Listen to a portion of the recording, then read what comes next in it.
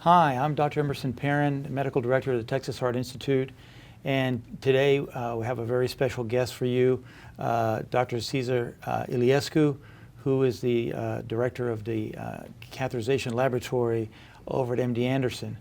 Now, as all of you know, here in Houston, MD Anderson is not only nationally, but probably one of the world's, or if not the best hospital in terms of cancer therapy. And what's incredibly interesting is that Dr. Iliescu has been in that environment, and it's a different kind of cardiology that he practices, one that is extremely high risk in a group of very different kinds of patients with challenges that that we don't even imagine in our sort of daily interventional cardiology practice. So let me get Dr. Iliescu to tell us some of the general differences and challenges he faces in that patient population at MD Anderson. Thank you, Emerson, for the kind invitation, and again, thank you for your friendship. So we've known each other in this medical center for almost 20 years now. And the story of MD Anderson and the cath lab over there started in 2009 when we opened the first cath lab in a cancer center in the world.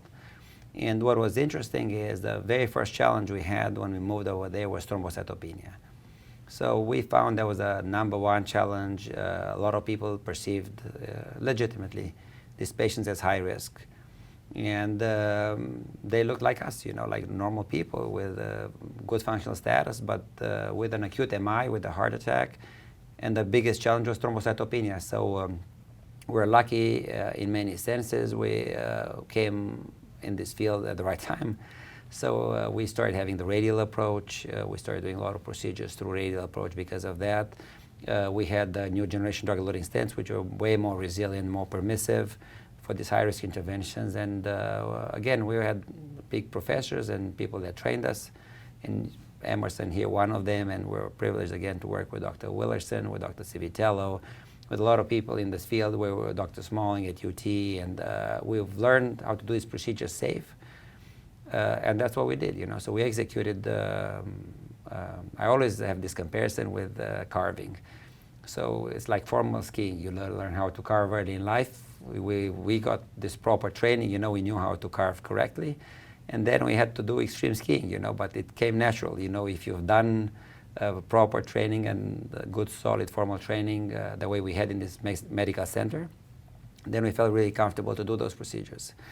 And we're teaching our young fellows always to stay away from the stress of the procedure by really focusing on the execution. And that's probably what the secret of our success was, that we always focus on the execution, not really on the risk.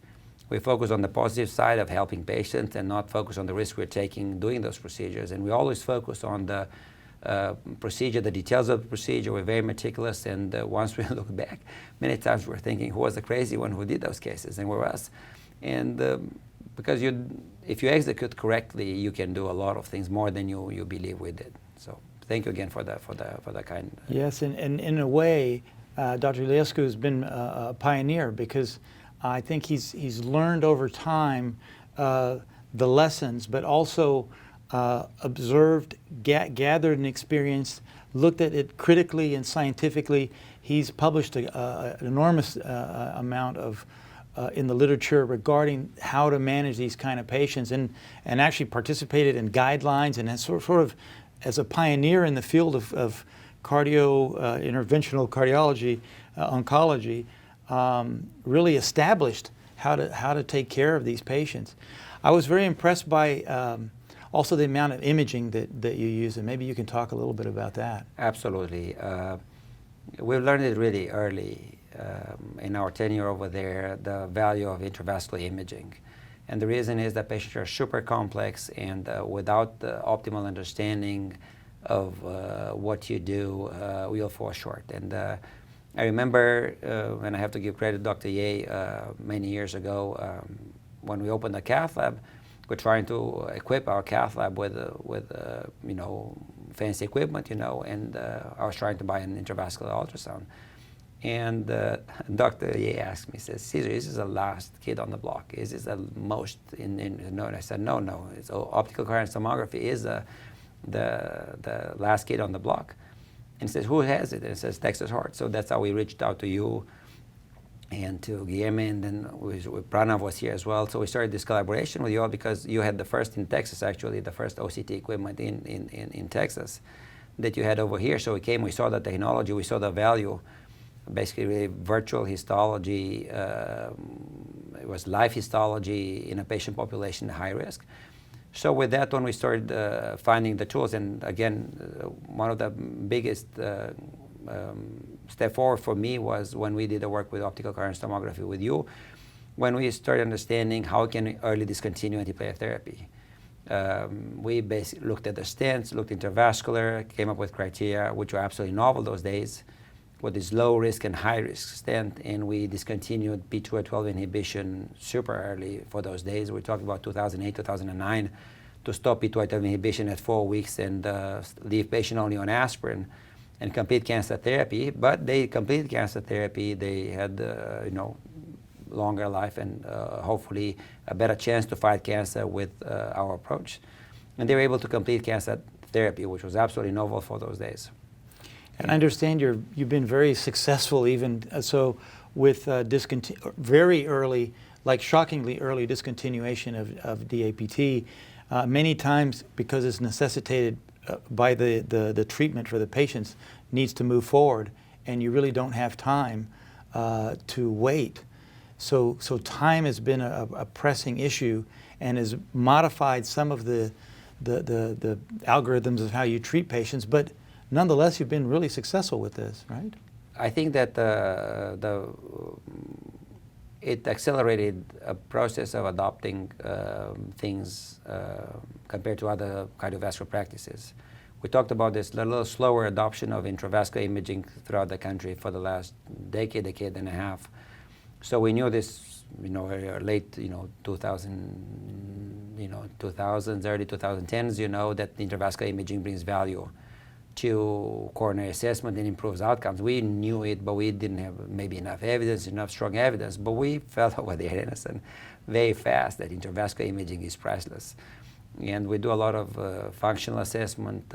We talked about this one about precision in cancer care and precision in cardiovascular care. That we have to match the precision on the cancer aspect of it. We have no margin for error. And in that environment, of course, we do a lot of FFR, IFR. We talked about OCT, intravascular ultrasound on almost every patient on the way out. But on top of that, we do a lot of advanced imaging. We do cardiac MR, we do cardiac PETs, and we do all those testing to make sure we have an accurate diagnosis and we're treating precisely what the patient needs. Yeah, you talked about the fact that many times there isn't a plan B. You want to expand on that a little bit? It is very interesting, and we had this discussion, long discussion about perception of risk and understanding risk. And the patient is the only one who's taking risk. We always use this term collectively, we take the risk.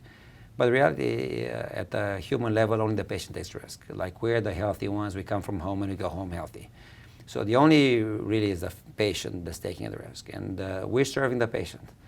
And in this context, again, honest dialogue with the patient and presenting the risk of cardiovascular procedures we do, with no plan B, because the thrombocytopenia, a surgeon will not be able to do a sternotomy emergently, and a surgeon will not be able to do a lot of corrections in a normal cardiovascular practice will do. But that being said, is our patients operate with different risk to begin with. So we talked about the pancreatic cancer as a 12% survivorship. So the patient has a 12% chance of surviving the disease in advanced stages, but they still fight. So then we're talking about refusing a procedure which would be 90% successful, cardiovascular procedure, just for this perceived risk and the patients do tolerate this risk way better, assuming those risks. And with that being said, we've pushed the field to where we talked about this. We've done close to more than 1,000 pericardiocentesis without losing a patient, which is phenomenal. Like when we started the field, the reported risk was 3-5% mortality. And of course, you think about the numbers we've done, we had a significant list of patients who would have lost. And those are in normal platelets, normal condition, normal everything, those numbers. And in extreme thrombocytopenic, extreme, hemoglobin is 8, 9 normal for us. With no transfusion, we're able to succeed and do those. But again, we talked about the strength of the program that you're leading, and the fact that we talked about this, in this medical center, the accuracy that's expected from all the cardiologists with access with micropuncture, microwire, so delicate access, always guide the imaging when we get this access in these procedures, using as much information as you can, fluoroscopy, echocardiography, combine them all if you need to, and then meticulous and respectful for the tissue always in everything we do. Well, translated is very good outcome. So again, I think that,